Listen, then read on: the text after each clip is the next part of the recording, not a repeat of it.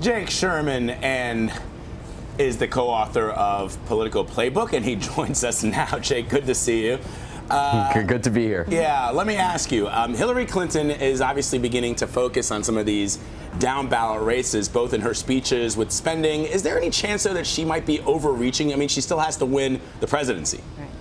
I mean, the data is pretty baked in at this point. She's leading in basically every state she needs to lead in to win the election. And I think there's a real opportunity for her in states like, in states like Arizona and states like Texas and states like North Carolina to help members of, to help some of these down-ballot races that are getting tight. Now, listen, I don't think she's going to completely abandon her own message and her own push for the White House, but it is important. I mean, the presidency is a relatively weak institution without some help in Congress. And I think we're at that point in the race, 15 days out, where she thinks she can make a difference. But we're even hearing that, President Obama plans to endorse about 150 down-ballot Democrats. He's a really important surrogate for her. What do you make of this decision to sort of go all the way and go all in when it comes to the down-ballots? What Republicans are telling me is that, they expect to lose between 10 and 20 seats in the House. And if Republicans think they could lose 20 seats, then that really means they could take back the majority. So President Obama is trying to capitalize on that, trying to put his heft behind some of these down-ballot candidates that wouldn't otherwise have a chance. And I think it's going to be effective in some spots. He's already filming some television ads and doing calls for some candidates. And those kinds of things are important to gin up enthusiasm with like 2 weeks left until Election Day.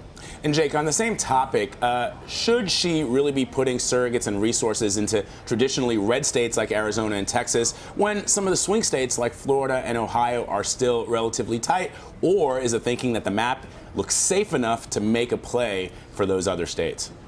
I think she thinks the map looks safe enough. I mean, Donald Trump doesn't need to win just Ohio or just Florida or just North Carolina. He pretty much needs to win all of these states. So I think the Clinton campaign is seeing, 4-point races in places like Arizona, where she's up 3 or 4 points, and Texas, where she's down 3 or 4 points, where she could make a play. I think, to be fair, she's not really doing a ton in Texas. She's spending a minimal amount of money, but in Arizona, she's sent, top surrogates like Michelle Obama, and I think that could make a difference in these, last days of the campaign.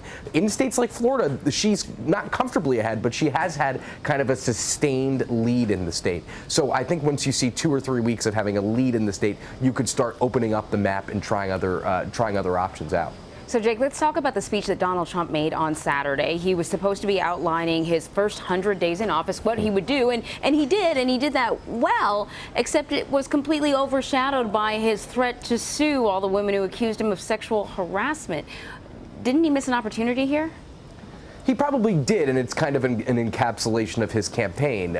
What Republicans are telling us is that if he had only stuck to the message, that he had tried to talk about for the entire campaign and nothing else, this would be an entirely different race. But he's gotten into things like, a former beauty queen's weight gain. He's talking about suing women who have accused him of sexual misconduct, and he just veers off, and that's what gets the attention. So it's absolutely a missed opportunity. He had set this kind of grand situation of Gettysburg on a Saturday and had a huge crowd, and then talked about things that have no bearing on the election, which is only a couple weeks away. So it's a curious strategy, to be sure. Mm-hmm. And Jake, curiouser still, I wonder what insiders are saying about this interview that Trump's campaign manager, Kellyanne Conway, did yesterday, which she acknowledged that Donald Trump is behind.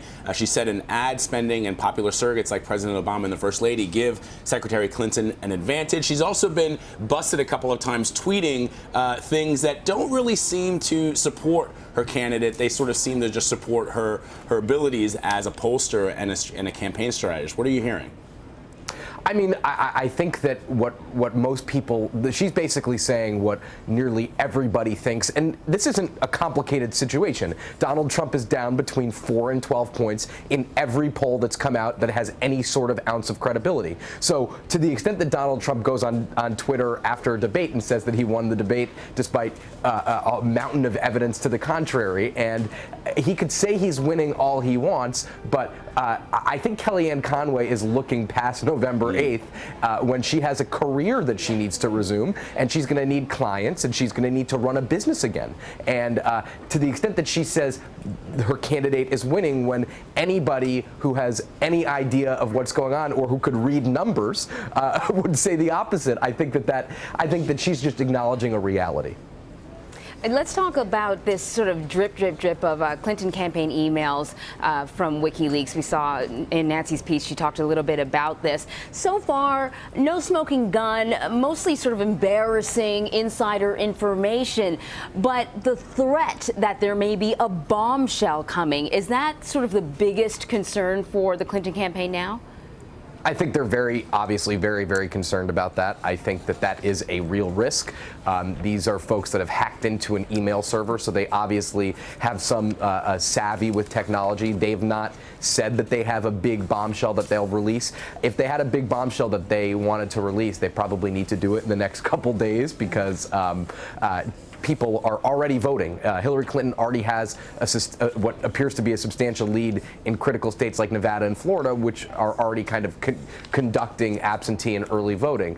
But you're right, there hasn't been a bombshell. There have been embarrassing instances of how the Clintons conduct business and how campaign business is conducted. But you're right, no bombshells thus far. All right, Jake Sherman, co-author of the Politico Playbook. We appreciate the time. Thanks, man. Thanks, guys.